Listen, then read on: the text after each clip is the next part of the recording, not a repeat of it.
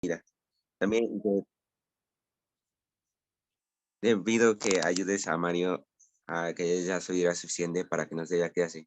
También por Manuel, el hermano de la hermana Arey, que lo ayudes a que te conozca y sepa más de ti.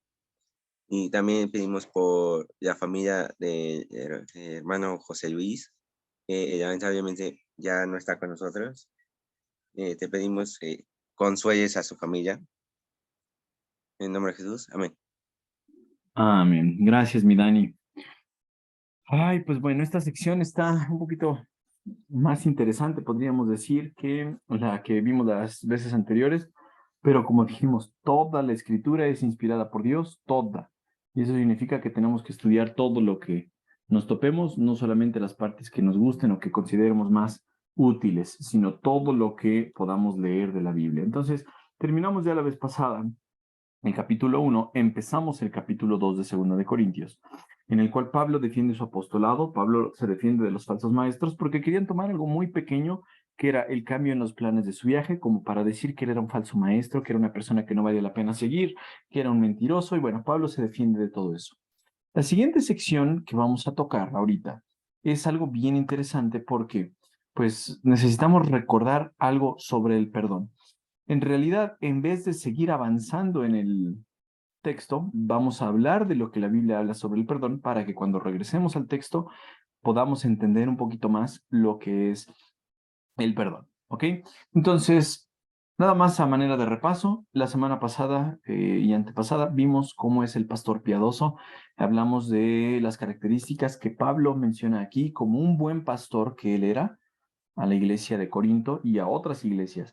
Pablo habla de cómo él era leal, cómo era sincero, era confiable, era auténtico su ministerio, él era sensible o sensato, cómo se mantenía puro o consideraba la pureza del ministerio de Dios y aparte cómo hacía todo esto con amor. Aunque les haya tenido que jalar las orejas a los de la iglesia de Corinto, Pablo hacía todo eso con amor. Quizá ellos no lo entendían, pero Pablo así lo hacía. Dijimos que el problema se originó porque pues Pablo estaba en Éfeso, tenía planes de ir a Corinto a verlos, luego ir a Macedonia, regresar a Corinto y de ahí salir a Judea. El problema es que tuvo que cambiar esos planes y de ahí se agarraron. Dijimos que es algo muy tonto lo que los falsos maestros estaban diciendo en contra de Pablo, pero bueno, ellos estaban atacando así a Pablo y él se defendió. Pablo lo hizo todo con amor y dijimos que la Biblia, pues a veces alienta a que los que aman animen a otras personas, aunque esto les duela. Eso es lo que sacamos de aplicación la vez pasada. Hoy, bien importante es recordar el perdón. ¿Por qué el perdón es importante como cristianos mencionarlo? Porque es algo de vital importancia en la iglesia. Vamos a dar algunas razones el día de hoy por las cuales necesitamos mantener el perdón, dar el perdón, por las cuales necesitamos entender qué es lo que la Biblia dice sobre el perdón, porque nuestra cultura, como les comenté la vez pasada, exalta la agresión, exalta la violencia, exalta la retribución. Si alguien hoy en día dice, ay, pues si alguien te pega en la mejilla, tú puedes poner la otra y pues eso es lo que dice la Biblia, pero algunas personas van a decir, eso es solamente para los tontos, los buenos nos tenemos que defender, tenemos que retribuir, tenemos que afectar a la persona que nos lastimó, tenemos que ser violentos. Y eso se les está enseñando desde chiquitos a los niños. Se están volviendo bravos, los niños se están volviendo groseros, incluso dijimos con los papás, ahora los niños retan a los papás. Y es algo triste porque pues la cultura nos está enseñando eso, pero ¿qué nos enseña las escrituras? Jesús mencionó que pues en el Antiguo Testamento ellos habían escuchado ojo por ojo y diente por diente. Esto en realidad, pues quizá ustedes lo vieron en la primaria, cuando hablábamos de la ley del talión. Tú me haces algo y yo te retribuyo. Tú me haces una cosa y yo te voy a retribuir y voy a tomar venganza y me voy a desquitar para que si tú me quitaste un diente, ahora yo te quito un diente. Si tú me quitaste un ojo, ahora yo te quito un ojo. Si tú me hiciste una falta, yo te voy a hacer lo mismo para que tú sufras lo mismo que yo sufro. Pero en el Nuevo Testamento Jesús dijo, eso es algo pasado. Yo les he venido a enseñar una nueva forma de tratar a las personas con las que viven, a tratar a sus hermanos y que ustedes como hijos de Dios deben vivir de una forma diferente, pensando no en la retribución, sino en el perdón. ¿Por qué es importante que veamos esto? Hebreos 12:15 dice, cuídense unos a otros para que ninguno de ustedes deje de recibir la gracia de Dios. Tengan cuidado de que no brote ninguna raíz venenosa de amargura, la cual los trastorne a ustedes y envenene a muchos. El autor de Hebreos, que no sabemos con seguridad quién fue, les está diciendo esto a los receptores de esta carta.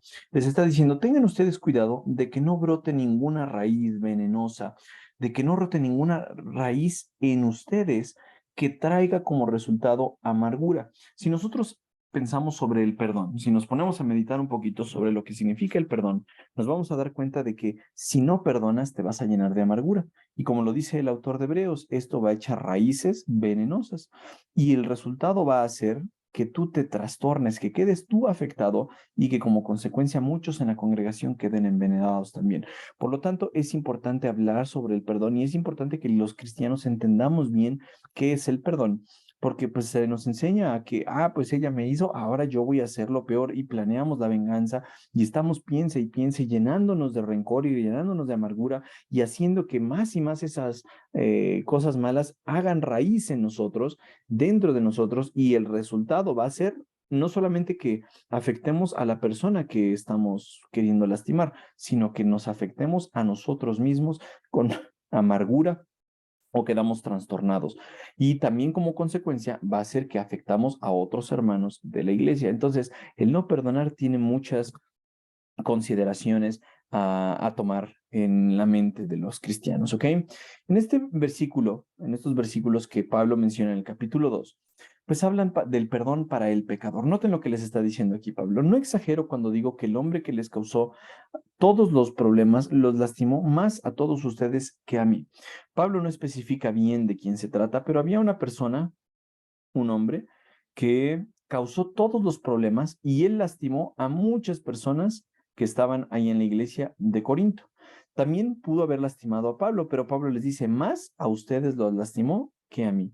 La mayoría de ustedes se le opusieron y esto ya fue suficiente castigo. Es decir, esta persona que hizo algo malo, encontró oposición por muchos de los corintios. Y eso ya fue un castigo, porque al estar haciendo este amigo algo malo y sufrir la oposición de los corintios, de algunos corintios, él pues ya tuvo castigo. Pero noten lo que les dice Pablo.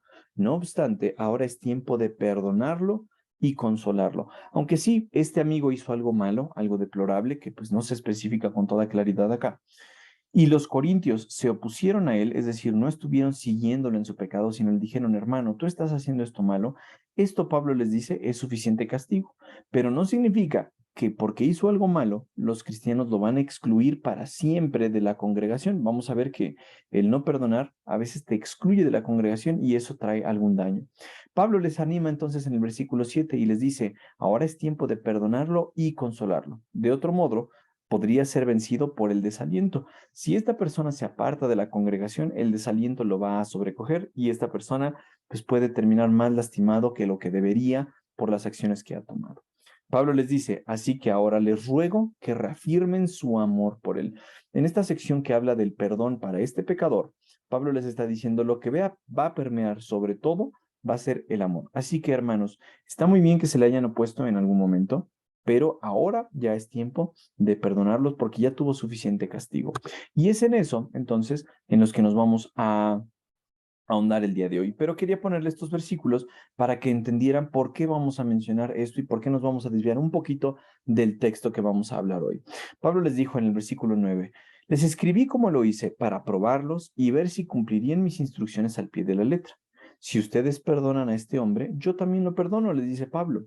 Cuando yo perdono lo que necesita ser perdonado, lo hago con la autoridad de Cristo en beneficio de ustedes, para que Satanás no se aproveche de nosotros, pues ya conocemos sus maquinaciones malignas.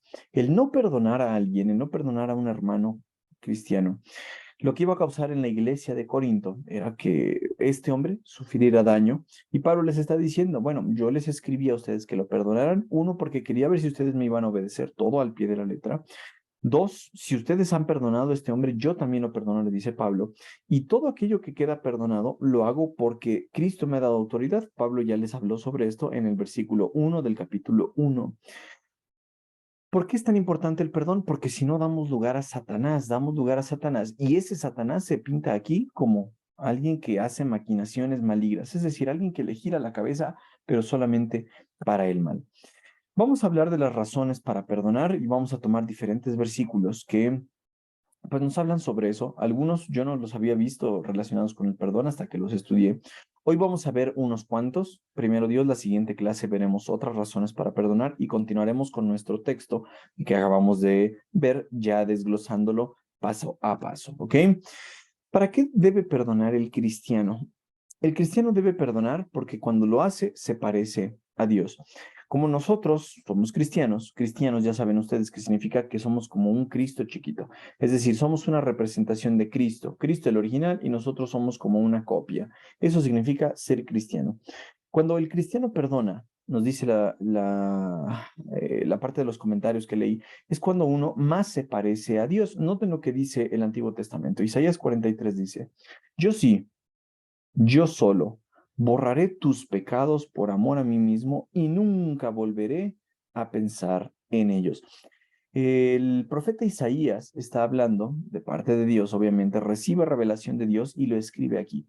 Dios le habla a su pueblo y le dice, yo borraré tus pecados cuando te perdone. ¿Por qué lo voy a hacer? Por amor a mí mismo. Pero noten una cuestión bien importante, nunca más volveré a pensar en ellos. Eso es algo que nosotros tenemos muy diferente a Dios. Dios, si lo dijo aquí en este pasaje, es porque lo puede cumplir, lo va a cumplir, lo ha cumplido, lo seguirá cumpliendo. Pero a nosotros quizás se nos dé esa parte de perdón. Decimos, bueno, tú ya me hiciste esto, perdono tu pecado, perdono tu ofensa contra mí, pero, híjole, no dejar estos pensamientos en nuestra mente está muy complicado. De verdad, yo creo que los hombres, los humanos, no podemos hacer esto. Tal vez conforme pasen los años, eso se irá olvidando, pero mientras una persona nos lastima, una persona haga cosas en contra de nosotros, pues nosotros estamos recordando eso una y otra y otra y otra vez, pero Dios es diferente. Dios le dice, yo cuando te perdone lo haré por amor a mí mismo y jamás volveré a pensar en ellos. Una vez estaba en un campamento de sordos y un hermano estaba predicando y nos dijo, cuando estemos compareciendo ante Dios, Dios nos va a poner como un relato de nuestras vidas. Y en ese tiempo, pues estaban de moda los CDs, los DVDs, y por lo tanto dijo, pues Dios nos va a poner ya no una película, sino nos va a poner un DVD y nos va a recordar todo lo que hemos hecho en nuestras vidas. Yo en ese tiempo me lo creí, pero si nosotros analizamos estos versículos, estas palabras, Dios dice, nunca más volveré a pensar en ellos. Dios jamás nos va a llamar a juicio a los cristianos y nos va a decir, ¿te acuerdas cuando pecaste por esto y que hiciste esto y te expuso con esto y me levantaste falso y mentiste y buscaste el pecado? Nosotros pensamos que Dios lo va a hacer porque así somos los humanos, pero Dios les está diciendo, jamás volveré a pensar en ellos. Por lo tanto, cuando nosotros muramos y estemos delante de Dios, vamos a estar limpios por la sangre de Jesús y lo que nos va a juzgar Dios es lo que hayamos hecho por Él, las obras que hayamos hecho por Él para recibir recompensa. Pero no nos va a poner un DVD, no nos va a poner una USB, no nos va a poner una película, no nos va a poner algo recordándonos nuestros pecados, porque en la mente de Dios esos pecados ya están deshechos. Y hay pastores, hay líderes que enseñan que pues Dios te va a juzgar más adelante, así que pórtate bien. No, Dios te dice que te portes bien, que seas obediente, pero una vez que Dios te perdona, nunca volverá a pensar en ellos. Yo creo que les he platicado algo que leí en el Pandiario alguna vez, hace muchos años que yo leía el Pandiario, había un relato de una chica que había abortado y todos los días le pedía perdón a Dios, todos los días, Señor, perdóname por haber abortado, perdóname por abortar, perdóname por abortar. Así se la llevaba, de tal forma que ella no podía ser feliz. Pero alguien platicó con ella y le dijo, oye, ¿por qué tanto le pides perdón a Dios? No, pues es que yo aborté hace tanto tiempo. Y dice, no, Dios, desde la segunda vez que tú le pediste perdón, ha de estar preguntando, oye, ¿por qué me estás pidiendo perdón? ¿Por qué? Por este versículo, porque Dios dice, yo ya me olvidé de tus pecados, jamás volveré a pensar en ellos. Y lo dice en varios lugares, en Isaías 44 dice, he disipado tus pecados como una nube y tus ofensas como la niebla de la mañana.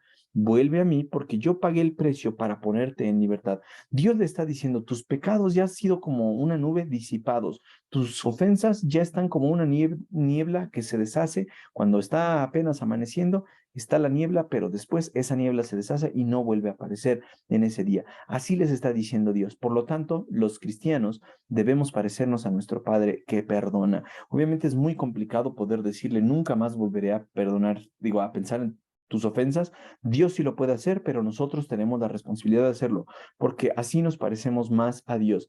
Y algo que mencionó Jesús en el Sermón del Monte es: sed perfectos como vuestro Padre en el cielo es perfecto. Nuestro objetivo es parecernos más a Dios, y cuando perdonamos es una razón poderosa para decir que nos estamos pareciendo a Dios. ¿Ok? Esa sería la primera razón. Noten lo que dice Mateo 5. Han oído la ley que dice, ama a tu prójimo y odia a tu enemigo. Pero yo digo, ama a tus enemigos, ora por los que te persiguen. De esta manera estarás actuando como verdadero hijo de tu Padre que está en el cielo, pues Él da la luz de su sol tanto a los malos como a los buenos, y envía la lluvia sobre los justos y los injustos por igual. ¿Qué es lo que hace Dios? Dios dice, pues para todos voy a mandar la misma bendición de mi sol, de la lluvia, sean buenos o sean malos. Dios dice, yo se los voy a enviar, se los voy a bendecir. Cuando ustedes cumplen esta ley, cuando ustedes aman a su prójimo, incluso incluyendo a los enemigos, les dice Jesús, cuando ustedes incluso oran por aquellos que te persiguen, aquellas personas que te están lastimando, aquellas personas que te hacen daño, cuando tú haces eso, dice, estarás actuando como verdadero hijo de tu Padre que está en el cielo. Te estarás pareciendo a tu Padre que está en el cielo. Ahora, noten lo que está diciendo aquí Jesús. Ora por los que te persiguen. Y a veces nosotros pensaríamos que alguien que te persigue siempre es alguien externo a la iglesia, pero no siempre ocurre eso.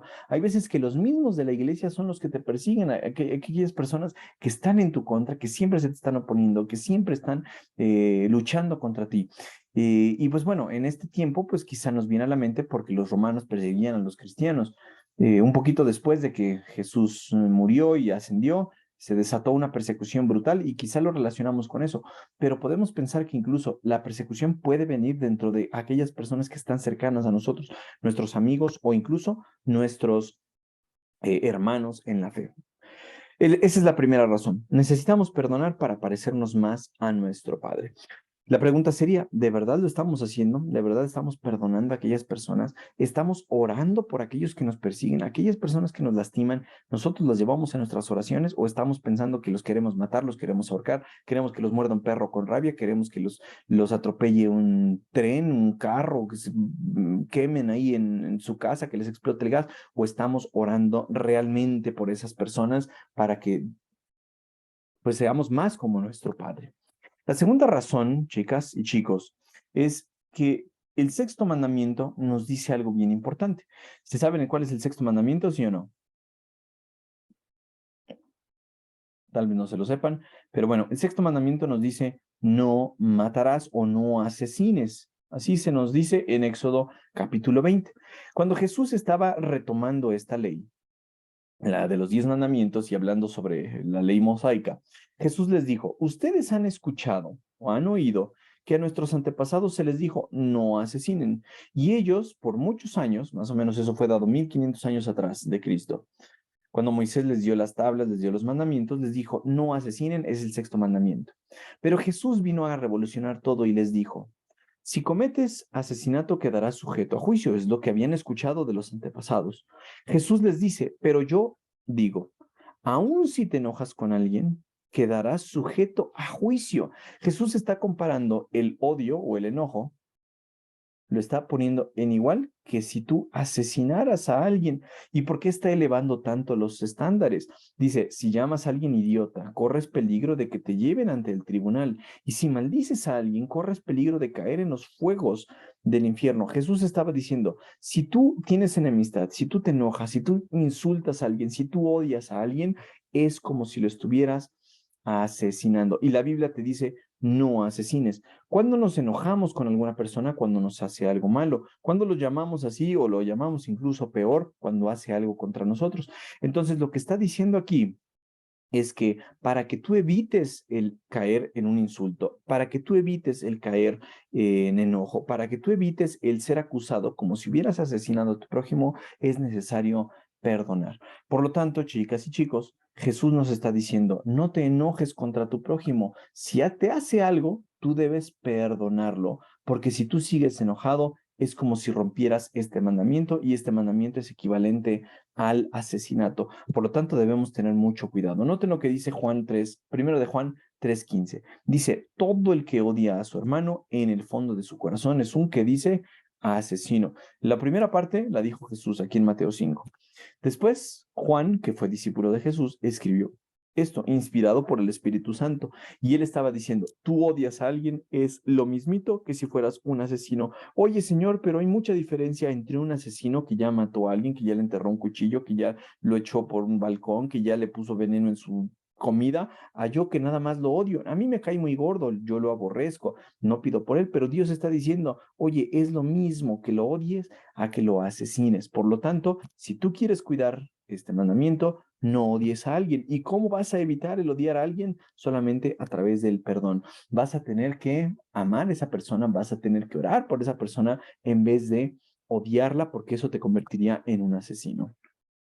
Ahora, otra cosa que me pareció bien interesante y con esto voy a terminar el día de hoy. Pensé que iba a poder avanzar más, pero con esto voy a terminar hoy porque esto es algo que no me había puesto a pensar yo, pero tiene toda la razón. O sea, está muy claro, pero no lo vemos. Porque el pecado que se comete, nosotros pensamos que es contra nosotros mismos. Es decir, vamos a pensar que un hermano o una hermana o cualquier persona comete algo contra nosotros. Dice una mentira, nos roba, nos estafa, nos ofende, no sé, pónganle ustedes el nombre que quieran. Pensamos que esas cosas en realidad las hacen contra mí, porque nosotros estamos tan ensimismados o enosmismados, no sé cómo le podríamos decir, estamos pensando tanto en nosotros mismos que pensamos que esa persona solamente nos mintió, nos robó, nos estafó, nos ofendió a nosotros. Pero en realidad lo que nos dice las escrituras es que el pecado que cometió, que sí, fue contra nosotros, en realidad su último objetivo fue contra Dios. Nosotros vamos a decir, oye, ¿qué sustento bíblico tienes para eso? Noten ustedes un poquito de historia. Cuando David vio a Betsabé, ¿se acuerdan ustedes esto en Samuel? Según yo es el capítulo 9, 10 por ahí, 11. David pecó contra Betsabé porque la vio. Entonces ella se estaba bañando, David andaba de flojonazo, no fue a la guerra, se quedó paseando y durmiendo ahí en su palacio, vio a Betsabé, la deseó, la mandó a traer, se durmió con ella, la embarazó, se dio cuenta que estaba embarazada, mandó a traer a su esposo Urías, Urías Eteo, vino del ejército, lo mandó a emborrachar y por último mandó una carta contra el general Joab, bueno, para el general Joab, para que matara a Urías. Uno podría decir, este David, que fue tan malo, pecó contra Betsabé porque la embarazó, pecó contra Urías porque lo mató. Pero noten lo que escribe David cuando se arrepiente y le pide perdón a Dios. Para el director del coro, Salmo de David, el Salmo 51 fue el que David escribió como consecuencia de estos actos. Cuando el profeta Natán vino a verlo después de que cometió adulterio con Betsabé, Natán fue el profeta que lo visitó y le dijo, tú has cometido pecado, por lo tanto el bebé que tienes con Betsabé va a morir. David escribe el Salmo 51 y noten lo que David escribe. Contra ti y solo contra ti he pecado. He hecho lo que es malo ante tus ojos. Quedará demostrado que tienes razón en lo que dices y que tu juicio contra mí es justo. David perdió a su bebé junto con Betsabé, se les murió el bebé, ya después Dios le dio más hijos, entre ellos nació Salomón y bueno, eso ya es historia, pero David está diciendo, oye, aunque yo mandé a traer a Betsabé para embarazarla y maté a su esposo Urías, sí, pequé contra ellos, pero en realidad David le está diciendo, contra ti y solo contra ti, Dios, he pecado. Ahora, si nosotros entendemos este punto, chicos y chicas, cuando alguien peque contra nosotros, vamos a decir, ay, pues sí me pasaste a traer, pero en realidad tú pecaste contra Dios.